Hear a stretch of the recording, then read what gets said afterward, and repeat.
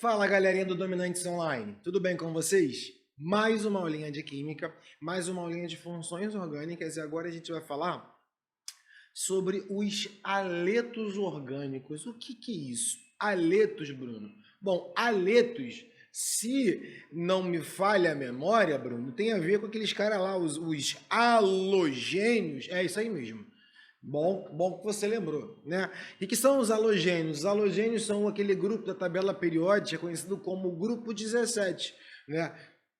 São os principais elementos, o flúor, o cloro, o bromo e o iodo, que precisam fazer apenas uma ligação. Esses caras ligados à cadeia carbônica geram diversos compostos, tá? São muito frequentes. A parte de identificação de estrutura é muito tranquila e você vai ter muitas propriedades listadas devido a esses elementos que são altamente eletronegativos ligados à cadeia carbônica. Bora nomenclatura, né? Primeiro vamos ver aqui, ó, obviamente, toda vez que a gente representa, né, a gente bota um X para esse cara, tá? Um X representa um halogênio, quando a gente não sabe se é flúor, cloro, bromo ou iodo. Mas nomenclatura tem duas. Tem a oficial, que a gente considera esse halogênio como uma ramificação, tá? Então em vez de um metil, é um cloro, em vez de um propil, é um iodo, um flúor, tá? Só o flúor que a gente bota com um O no final, fica fluoro, tá? Mas fora isso, é com o nome do hidrocarbo do halogênio. Ligado, como se fosse a cadeia, um hidrocarbonito. E a nomenclatura usual, dependendo do tamanho do composto, às vezes é utilizado. A gente coloca o nome do radical. Então fica cloreto de metila, fluoreto de propila e por aí vai. Tá? Lembrando que sempre que coloca o radical no final, a gente coloca um A no nome, né? Para não ter problema. Aqui, por exemplo, como é que fica a nomenclatura formal dele, a usual? Esse cara é uma ramificação, então esse cara ficaria cloro, ou melhor, 2 cloro, preciso dizer onde está, não é carbono, né? 2 cloro, propano. Ah, Bruno, mas eu quero a nomenclatura usual dele. Ok, esse grupo aqui é uma isopropila, então esse cara vai ser cloreto de isopropila. Foi? Vou continuar, hein? Ó, apareceu esse. Aí que tá, ó. Aparecendo esse, você consegue considerar isso como uma ramificação? 1, 2, 3, 4, 5. Bruno, não aprendi ramificações com 5 carbonos. Nem eu. Então, olha só, não precisa, porque a gente não vai classificar isso como grupamento. Aí eu só uso o nome oficial. Considero o bromo como uma ramificação, ele está no carbono 2, isso não é para ser carbono 1.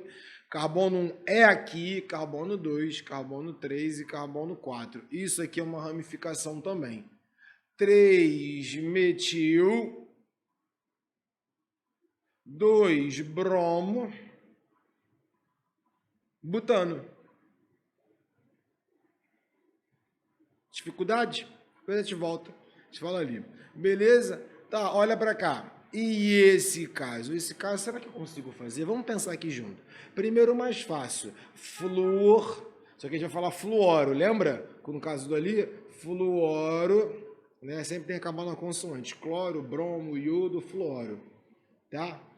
Numa vogal, consoante não. Fluoro, benzeno.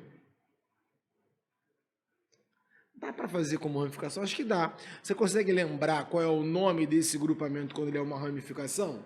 Se você consegue, você chama de fluoreto de fenila.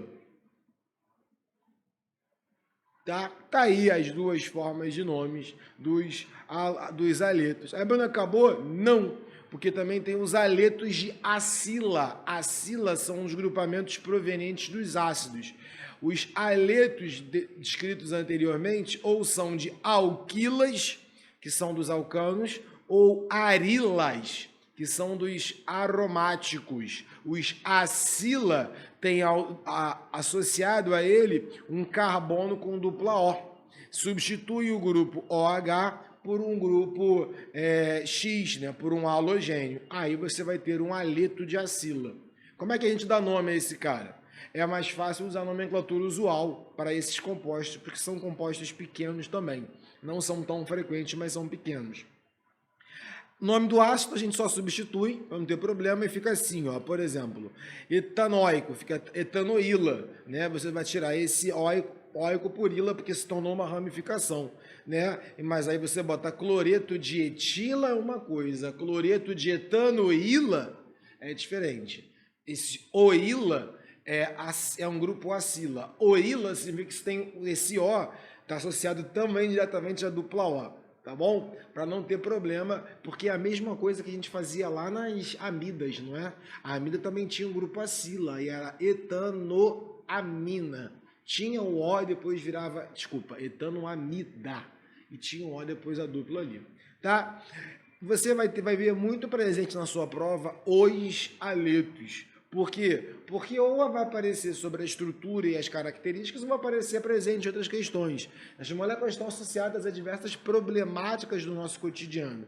Por exemplo, aqui eu tenho o clorofórmio. E aí, qual é a utilização do clorofórmio? Que a gente começou a utilizar ele como anestésico, foi descoberto lá em 1847.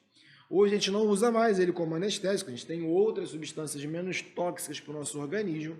Tá? Aqui ele fala, por exemplo, atualmente não se emprega mais o clorofórmio com essa finalidade, porque está provado que ele pode causar parada respiratória e danos irreparáveis ao fígado. O clorofórmio ainda é muito utilizado em algumas práticas, né, e ainda é muito utilizado como solvente em diversos laboratórios.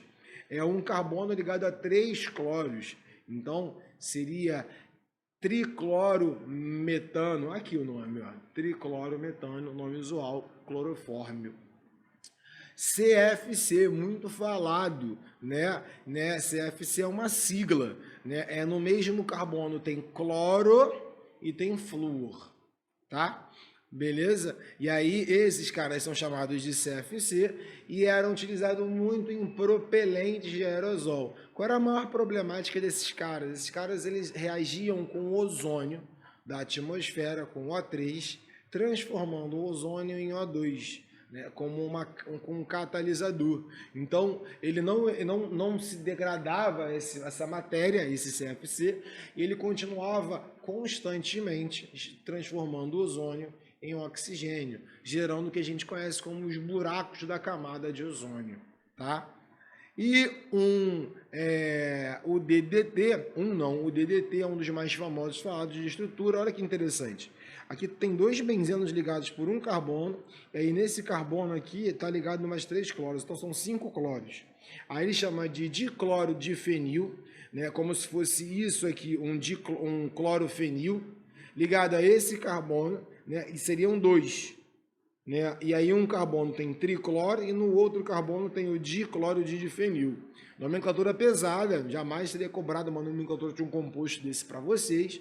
Eu estou explicando que a gente abrevia como DDT. DDT é um dos inseticidas que mais foi falado ali, prejudicial. Hoje, dificilmente você escuta alguém falando sobre DDT, sobre utilização de DDT, mas era um inseticida de baixo custo, né? E aí o pessoal utilizava, jogava-se as grandes nuvens, não só a febre amarela, mas a nuvem também com a DDT, eram chamadas de nuvens amareladas, de fumaça passada por aviões, tá bom? Olha lá, em muitas partes do mundo seu uso foi proibido por apresentar efeito acumulativo no organismo. Mas que é efeito acumulativo no organismo? A gente escuta muito isso lá na área de saúde, e às vezes associado. Às vezes um material se acumula e aí você não tem a toxicidade dele agravada de forma imediata. Você repara que com o passar do tempo, o efeito toxológico se intensifica. E aí então a gente diz que gerou uma problemática. Então, às vezes você está sendo exposto àquele tipo de material com o passar do tempo. Tem muito isso, não só com DDT, com os materiais inorgânicos também, tá? E aí você é exposto àquilo por diversas fontes com o passar do tempo, e aí em algum momento aquilo gera um efeito nocivo para você. Falar, mas eu quase não consumi agora. Aquilo está se acumulando no seu organismo há muito tempo. Os metais pesados têm isso também, a inorgânica. Beleza? Tá bom? E aí a gente fecha, a gente vai falar muito ainda dos aletos e em outras questões, mas está aí um pouco da sua identificação, da sua estrutura e da sua nomenclatura. Tá bom? Fico por aqui, até a nossa próxima aula. Fui!